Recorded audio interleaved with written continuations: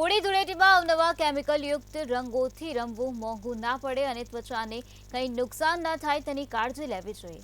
આજકાલ બજારમાં મળતા કેમિકલયુક્ત રંગોથી ચામડી અને વાળને નુકસાન થવાની સંભાવના છે. કારણ કે હોળી ધૂળેટીના પર્વમાં વપરાતા રંગોમાં કેટલાક હાનિકારક રસાયણો હોય છે, જે કોમળ ત્વચાને નુકસાન પહોંચાડે છે. આવા ઝેરી તત્વોથી આપણી ચામડી, વાળ, આંખ, કાન, નખને પણ નુકસાન પહોંચી શકે છે. ત્યારે આ રંગોત્સવને કેવી રીતે મનાવવું, શું ધ્યાન રાખવું જોઈએ, તેની સંપૂર્ણ માહિતી ચામડી રોગના નિષ્ણાંત ડોક્ટર CA શાહે મંતવ્ય સાથેના સંવાદમાં આપે છે.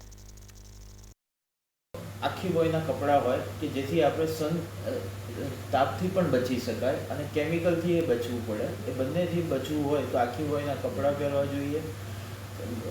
કેમિકલ વગરના જે પણ રંગો હોય એનાથી રમવું જોઈએ. મોસ્ટલી ગુલાલથી રમવું જોઈએ. પાણીનો ઉપયોગ કરી શકાય અને માથામાં આપણે પ્રોટેક્ટિવ કેપ પહેરવી જોઈએ કે જેથી માથામાં પણ કલર ના આવે, ઓઇલ ના આવે, કેમિકલ ના આવે, જેથી વાળ આપણા ખરાબ ના થાય, ડ્રાય ના થાય, તૂટે નહીં, હેર લોસ વધારે ના થાય.